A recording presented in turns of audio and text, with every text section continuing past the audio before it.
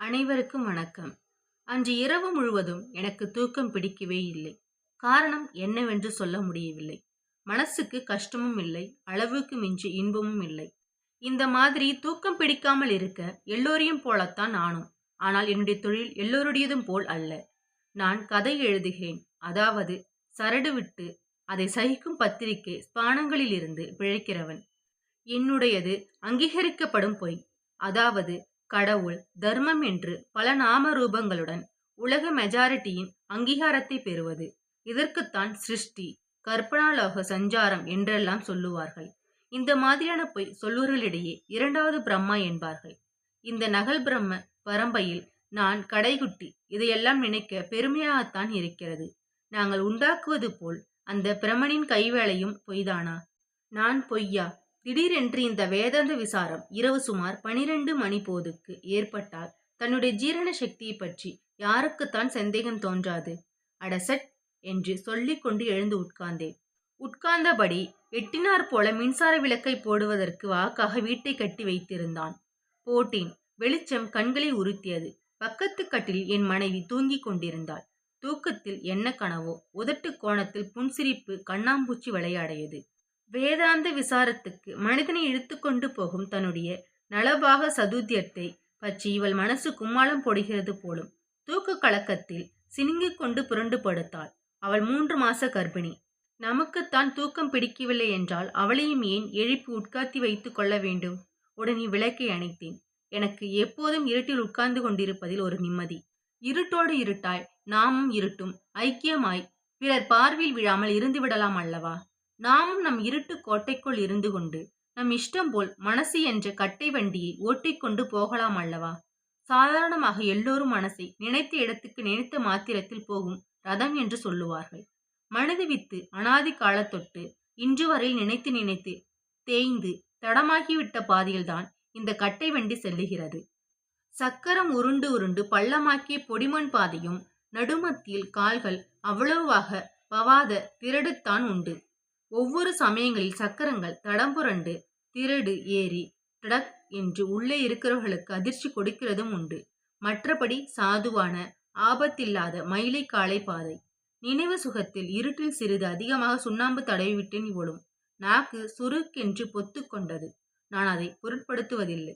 இருட்டில் வெற்றிலை போடுவது என்றால், அதிலும் மனசை கயிற்றி முதுகில் போட்டு விட்டுத்தானே போகும்படி விட்டுவிடுவது என்றால், இந்த விபத்துக்கெல்லாம் பொருட்படுத்தலாமா? உள்ளங்கையில் கொட்டி வைத்திருந்த புகையிலையை பவித்திரமாக வாயில் போட்டுக்கொண்டு, சீ, என்ன நாற்றம்! ஒரேடியாக பிணவாடை அல்லவா அடிக்கிறது. குமட்டல் எடுக்க புகையிலையின் கோளாறே என்று ஜன்னல் பக்கமாக சென்று அப்படியே உமிழ்ந்து வாயை உசிரி கொப்பளித்து விட்டு வந்து படுக்கையின் மீது உட்கார்ந்தேன். துர்நாற்றம் தாங்க முடியவில்லை. உடல் அழுகி நாற்றம் எடுத்து போன பிணம் போல. என்னால் சகிக்க முடியவில்லை.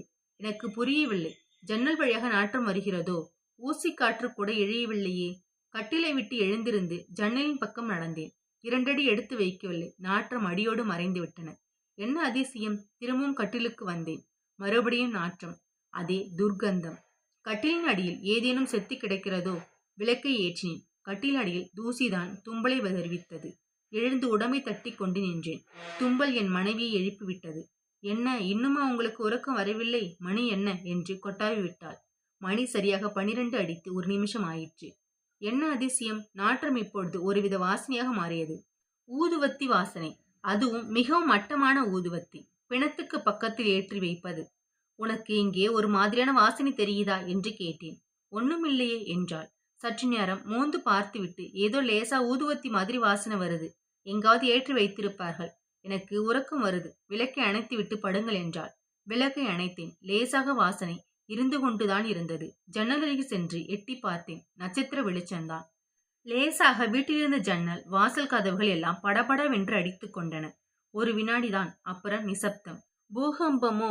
நட்சத்திர வெளிச்சத்தில் பழந்தென்னி வௌவால் ஒன்று தன் அகன்ற தோல் சிறகுகளை விரித்துக் கொண்டு பறந்து சென்று எதிரில் உள்ள சோலைகளுக்கு அப்பால் மறைந்தது. துர்நாற்றமும் வாசனையும் அடியோடு மறைந்தன. நான் திரும்பி வந்து படுத்துக்கொண்டேன். நான் மறுநாள் விடியற்காலம் தூக்கம் கலைந்து எழுந்திருக்கும் போது காலை முற்பகலாகிவிட்டது. ஜன்னல் வழியாக விழுந்து கிடந்த தினசரி பத்திரிகை எடுத்துக்கொண்டு வீட்டின் வெளிமுற்றத்துக்கு வந்து பிரம்பு நாற்காலியில் உட்கார்ந்தேன். கீறிச்சிட்டு ஆட்சேபித்து விட்டு அது என்னை சுமந்தது. ராத்திரி பூராவும் தூக்கமே இவ்வளவு நேரம் கழித்து எழுந்ததும் அல்லாமல் இப்படி வந்து உட்கார்ந்து கொண்டால் காஃபி என்னத்துக்காகும் என்று என் சகதர்மினி பின்பக்கமாக வந்து நின்று உருக்கினாள். ஐக்கிய நாடுகளின் ஜரூர் மிகுந்த எதிர் தாக்குதல்கள் தங்கு தடையில்லாமல் முன்னேறி வருவதில் அகப்பட்டு கொண்ட ஜனநாயகத்திலும் உலக சமாதானத்திலும் உறுதி பிழறாத நம்பிக்கை கொண்டு எனக்கு சற்று சிரமமாகத்தான் இருந்தது. அது உன் சமையல் விமர்சையால் வந்த வினை என்று ஒரு பாரிச தாக்குதல் நடத்திவிட்டு எழுந்தேன். உங்களுக்கு பொழுது போகாம என் மேல குத்தம் கண்டுபிடிக்கணும்னு தோணிட்டா வேற என்னத்த பேச போறிய? எல்லாம் நீங்க எழுதுற கதையை விட குறைச்சலில்ல என்று சொல்லிக்கொண்டே அடுப்பங்கரைக்குள் புகுந்தாள். நானும் குடும்ப நியதிகளுக்கு கட்டுப்பட்டு பல்லை துலக்கிவிட்டு கொதிக்கும் காஃபி டம்ளரை துண்டில் ஏந்தியபடி பத்திரிகை பத்திகளை நோக்கினேன். அப்போது ஒரு பிச்சைக்காரி, அதிலும் வாலிப பிச்சைக்காரி, ஏதோ பாட்டு பாடியபடி அம்மா தாயே என்று சொல்லிக்கொண்டு வாசற்படியாண்டை வந்து நின்றாள். நான் ஏறிட்டு பார்த்துவிட்டு இந்த பிச்சைக்காரர்களுடன் மல்லாட முடியாது என்று நினைத்து கொண்டு பத்திரிகையை உயர்த்தி வேலி கட்டி கொண்டேன். உனக்கு என்ன உடம்பிலே தெம்பா இல்ல? 4 வீடு வேலை செஞ்சு பொழைச்சா என்ன என்று அதட்டிக் கொண்டே நடைவாசலில் வந்து நின்றாள் என் மனைவி. வேலை கிடைச்சா செய்ய மாட்டேனா? கும்பி கொதிக்குது தாயே. இந்த தெருவிலேயே இதுவரையில் பிடியரிசி கூட கிடைக்கவில்லை. மானத்தை மறைக்க முழந்துணி கொடுமா என்று பிச்சைக்கார அஸ்திரங்களை பிரயோகிக்க ஆரம்பித்தாள். நான் வேலை தரேன், வீட்டோடவே இருக்கியா? வயிற்றுக்கு சோறு போடுவேன், மானத்துக்கு துணி தருவேன், என்ன சொல்ற என்றாள். அது போதாத அம்மா, இந்த காலத்திலேயே அதுதான் யார் கொடுக்கறா என்று சொல்லிக்கொண்டு என் மனைவியை பார்த்து சிரித்து நின்றாள். என்ன, நான் இவளை வீட்டோட 2 நாள் வச்சு எப்படி இருக்கான்னு தான் பார்க்கட்டுமா? எனக்குத்தான் அடிக்கடி இளைப்பா வருதே என்றாள் என் மனைவி. சி, உனக்கு என்ன பைத்தியமா? எங்கேயோ கடந்த பிச்சைக்கார கழுதிய வீட்டுக்குள்ள ஏத்த வேண்டி என்கிறாயி? பூலோகத்துல உனக்கு வேற ஆளே ஆப்படலையா என்றேன். வெளியில் நின்ற பிச்சைக்காரி கழுக்கென்று சிரித்தாள். சிரிப்பிலேயே ஒரு பயங்கரமான கவர்ச்சி இருந்தது. என் மனைவி வைத்தக்கண் மாறாமல் அவளையே பார்த்து கொண்டிருந்தாள். மனசு முழுவதும் அந்த நாமடத்தினே ஐக்கியமாய்விட்டது போல் இருந்தது. முகத்தை பார்த்தா ஆள் எப்படி என்று சொல்ல முடியாதா? நீ இப்படி உள்ளவாமா என்று மேல் உத்தரவு போட்டுக்கொண்டு அவளை உள்ளே அழைத்து சென்றாள். உள்ளுக்குள்ளே பூரிப்புடன் அந்த மாய்மால பிச்சைக்காரி பின்தொடர்ந்தாள். என்ன? நான் கண்களை துடைத்து கொண்டு அவள் பாதங்களையே பார்த்தேன். அவை தரைக்கு மேல் ஒரு குன்றுமணி உயரத்துக்கு அந்தரத்தில் நடமாடின. உடம்பெல்லாம் எனக்கு புல்லரித்தது. மனப்பிரம்மையா மறுபடியும் பார்க்கும்போது பிச்சைக்காரி என்னை புன்சிரிப்புடன் திரும்பி பார்த்தாள். ஐயோ, அது புன்சிரிப்பா? எலும்பின் செங்குருத்துக்குள் ஐஸ் ஈட்டியை செருகியது மாதிரி என்னை கொன்று புரட்டியது அது. என் மனைவியை கூப்பிட்டேன். அவள் வீட்டுக்குள் வருவது நல்லதற்கல்ல என்று சொன்னேன். இந்த அபூர்வத்தை வேலைக்காரியாக வைத்துக் கொள்ளத்தான் வேண்டும் என்று ஒரேடியாக பிடிவாதம் செய்தாள். மசக்கை விபரீதங்களுக்கு ஒரு எல்லை இல்லையா? என்னவோ படு ஆபத்து என்றுதான் என் மனசு படக்கு படக்கு என்று அடித்து கொண்டது. மறுபடியும் எட்டி அவள் பாதங்களை பார்த்தேன். எல்லோரையும் போல் அவள் கால்களும் தரையில்தான் தாவி நடமாடின. இது என்ன மாய பிரம்மை?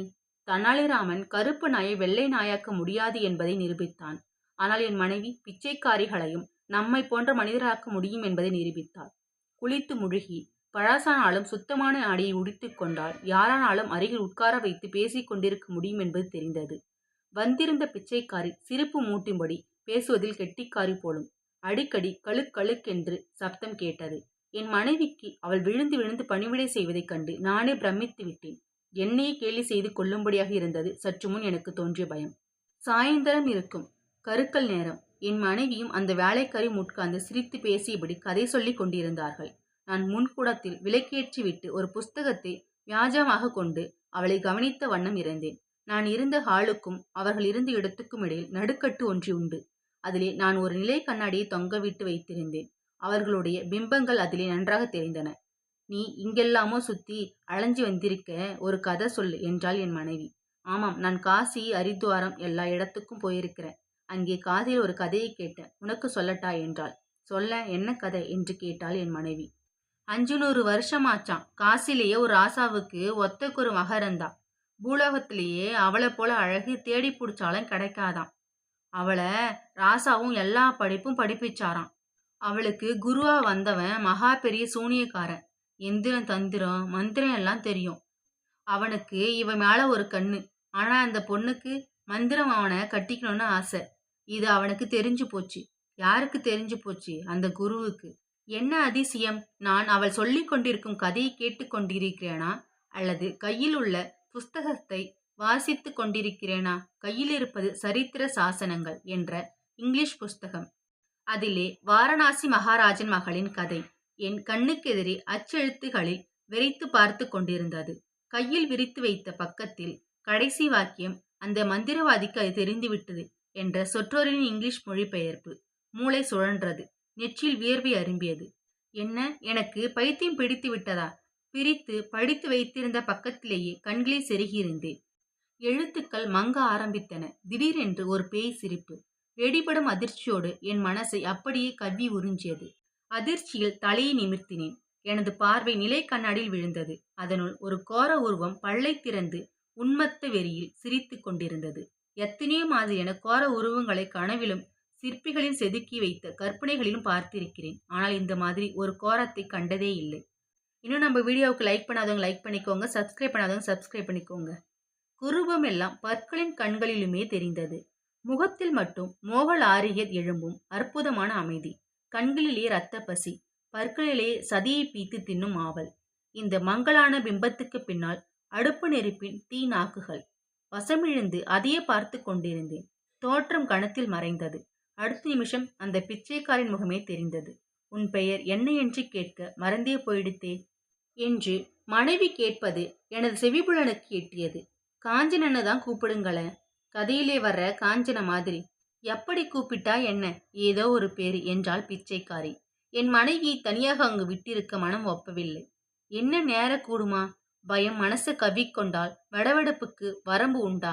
நான் உள்ளே போனேன். இருவரும் குசாலாகவே பேசிக் கொண்டிருந்தனர். வலுக்கட்டாயத்தின் பேரில் சிரிப்பை வருவித்துக் கொண்டு நுழைந்த என்னை, பொம்பளைங்க வேலை செய்கிற இடத்துல என்ன உங்களுக்கா என்ற பானம் எதிரேற்று. காஞ்சனை என்று சொல்லிக் கொண்டவள் குனிந்து எதையோ நறுக்கிக் கொண்டிருந்தாள். விஷமம் தழும்பும் சிரிப்பு அவளது உதட்டின் கோணத்தில் துள்ளலாடியது. நான் வேறு ஒன்றும் சொல்ல முடியாமல் புஸ்தக வேலியின் மறைவில் நிற்கும் பாராக்காரன் ஆனேன். மனைவியோ கர்ப்பிணி. அவள் மனசிலேயே பயத்தை குடியேற்றுவது. அவளை எப்படி காப்பாற்றுவது? சாப்பிட்டோம், தூங்க சென்றோம். நாங்கள் இருவரும் மாடியில் படுத்துக்கொண்டோம். காஞ்சனை என்பவள் கீழே முன்கூடத்தில் படுத்துக் கொண்டாள். நான் படுக்கையில் படுத்துத்தான் கிடந்தேன். இமை மூட முடியவில்லை. எப்படி முடியும்? எவ்வளவு நேரம் இப்படி கிடந்தேனோ? இன்று மறுபடியும் அந்த வாசனை வரப்போகிறதா என்று மனம் படக் படக் என்று எதிர்பார்த்தது. எங்கோ ஒரு கடிகாரம் 12 மணி அடிக்கும் வேலையை ஆரம்பித்தது. 11வது ரிங்காரம் ஓயவில்லை. எங்கோ கதவு கீறிச்சிட்டது. திடீரென்று எனது கைமேல் கூரிய நகங்கள் விழுந்து விராடிக் கொண்டு நழுவின. நான் உதிரியடித்துக் கொண்டு எழுந்தேன். நல்ல காலம். வாய் உளரவில்லை. என் மனைவின் கைதான் அசைப்பில் விழுந்து கிடந்தன. அவளுடையதுதானா?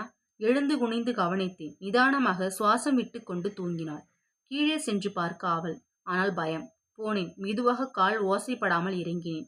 ஒரு யுகம் கழித்த மாதிரி இருந்தது. மெதுவாக முன்குடத்தை எட்டி பார்த்தேன். வெளிவாசல் சாத்தி கிடந்தது. அங்கிருந்த ஜன்னல் வழியாக விழுந்த நிலா வெளிச்சம் காலியாக கிடக்கும் பாயையும் தலையணையும் சுட்டி காட்டியது. கால்கள் எனக்கு தரிக்கவில்லை.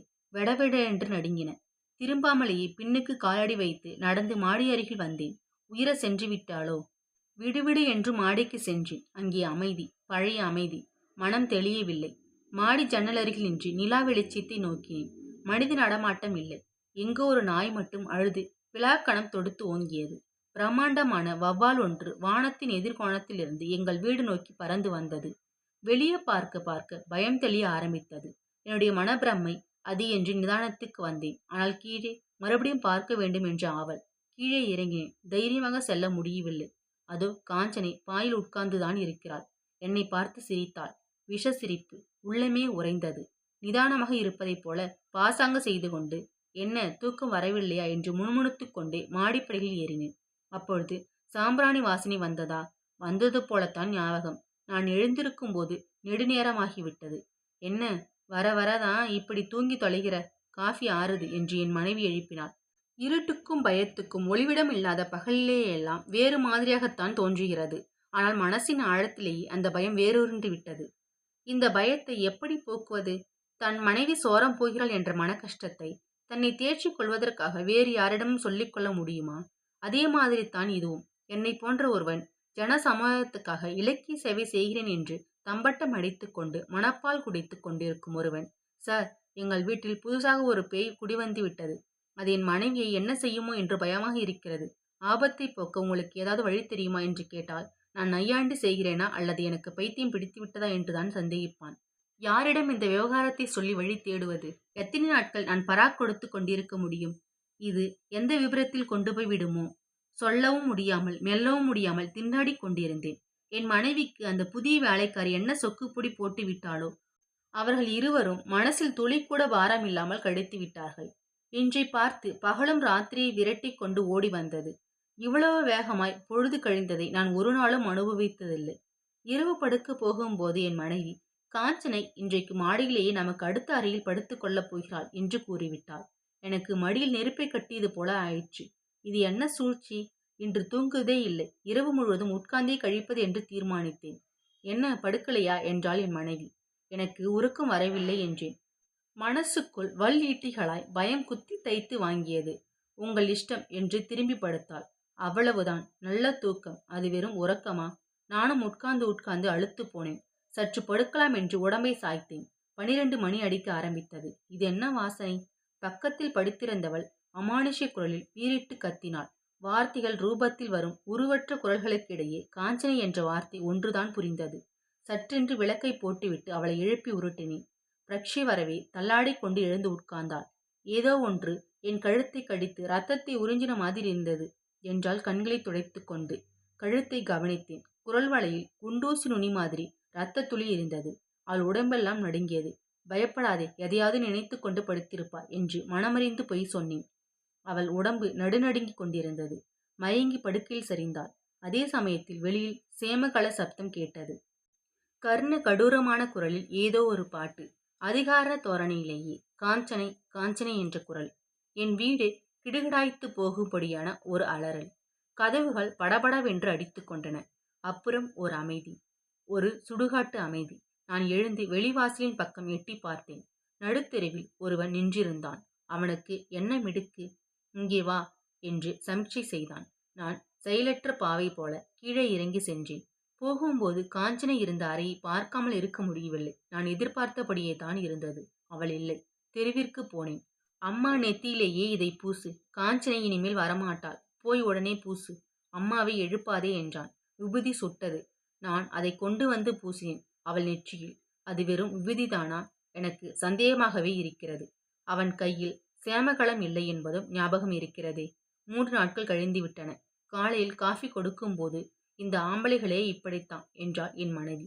இதற்கு என்ன பதில் சொல்ல? இத்துடன் இந்த கதை முடிவடைகிறது. இந்த கதை பிடிச்சா லைக் பண்ணிக்கோங்க. இதே மாதிரி ஸ்டோரி வேணா நம்ம சேனலை சப்ஸ்கிரைப் பண்ணிக்கோங்க. தேங்க்யூ ஃபார் வாட்சிங்.